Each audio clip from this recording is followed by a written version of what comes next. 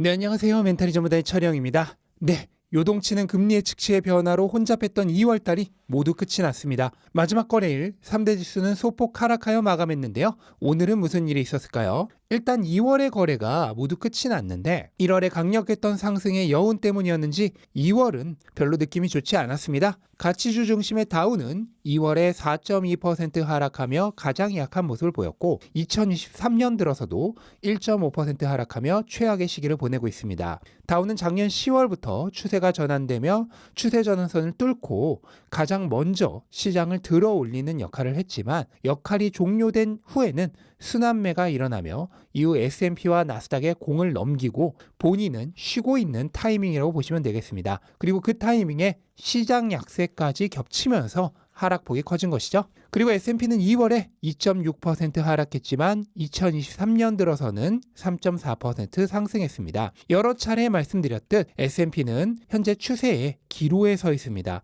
200일 이동평균선과 추세 지지선을 지지 영역으로 삼아 향후 방향성을 가늠하고 있는데요. 여기서 금리 예측치가 어떻게 변하느냐에 따라 앞으로의 시장 방향이 갈릴 것 같습니다. 동전은 앞면이 나올 수도 있고 뒷면이 나올 수도 있죠. 결정은 아마도 3월 10일 이후에 고용보고서와 소비자 물가 발표에 맞춰 이뤄질 것으로 예상이 됩니다. 나스닥은 3대 지수 중에서 가장 좋았습니다. 2월에 1.1% 하락으로 하락폭도 가장 적었고 2023년 들어서는 무려 9.4% 상승 중입니다. 나스닥이 가장 좋았던 원인은 순환매의 영향이라고 보시면 되겠죠. 나스닥은 다우와 S&P 대비 하락률이 가장 컸습니다. 또한 이미 추세선을 돌파한 다우 S&P와 달리 나스닥은 아직도 하락 추세를 뚫지 못하고 있습니다. 원래는 이번 달에 뚫을 것이 예상되었으나 너무 높게 나온 물가 덕분에 연준의 금리 인상 예측치가 상승하면서 시장이 약세로 돌아서는 바람에 실패하게 되었습니다. 2월에 가장 실적이 좋았던 빅테크 기업 3곳을 살펴보자면 우선 엔비디아가 실적 기대치를 만족시키고 챗 GPT 열풍에 의한 AI 분야 수요 증가 기대가 커지면서 18.8% 상승했습니다. 엔비디아는 제가 얼마 전 라방에서도 다뤘죠? 못 보신 분들은 곧 기업 분석 영상이 올라갈 예정이니 기대해 주셨으면 좋겠고요. 그리고 메타가 비용 절감으로 인한 향후 수익성 향상 기대로 인해 17.4% 상승했습니다. 메타는 작년부터 직원의 13%에 해당하는 1만 명을 감원한 이후 새롭게 수천 명 감원할 예정임을 밝혔습니다. 이에 따라 향후 비용 절감 폭이 더 커질 것으로 기대가 되고 있지만 장기적으로 봤을 때는 이렇게 많은 인력을 축소해서 본인들의 사명인 메타버스에 대한 개발이 제대로 진행 가능할지에 대한 의문은 남죠. 또한 마이크로소프트와 아마존에 이어 챗봇 AI 경쟁에도 합류한다고 밝혔는데요. 이것은 향후 기업 가치에 어떻게 작용하게 될지 기대가 되는 부분이기도 합니다. 그리고 뭐니 해도 2월에 가장 강력한 모습을 보였던 테크 기업은 역시 테슬라죠.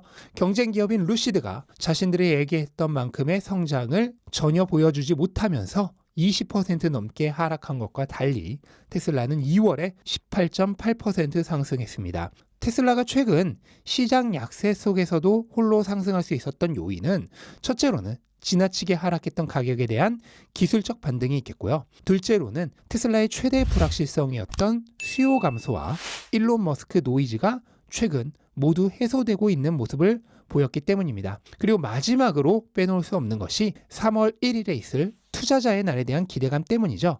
투자자의 날에서 아주 많은 것들이 나올 것으로 기대가 되고 있습니다. 특히 어제 멕시코 대통령이 최근 루머로 나돌던 기가 멕시코에 대한 소식을 사실상 확정을 지었고 이번 투자자의 날에서도 이 기가 멕시코에 대한 얘기가 나올 것이 기대가 되고 있습니다. 또한 사이버트럭의 세부적인 출시 소식에 대해서도 이번 투자자의 날에서 발표가 될 것으로 기대가 되고 있죠. 하지만 이런 것들은 사실 부수적인 기대들입니다. 현재 투자자들이 가장 기대하고 있는 것은 저가형 모델이죠. 저가형 모델은 테슬라가 잃어버린 중국에서의 점유율을 되찾아오기 위해 반드시 필요하고요. 이번에 새로운 공장을 짓는 멕시코와 같은 중남미 지역을 포함해서 향후 인디아나 동남아 시장과 같이 테슬라가 거의 보급되지 않은 신시장을 공략하기 위해서도 반드시 필요한 무기입니다. 따라서 이번 투자자의 날에 대한 기대는 바로 저가형 모델에 대한 기대감이라고도 바꿔 말할 수 있을 것입니다. 투자자의 날은 3월 1일 시장이 종료된 이후에 진행되기 때문에 실질적인 거래 가능일이 아직 하루 남았습니다. 그렇다면 이 하루 동안 어떤 일이 일어날까요?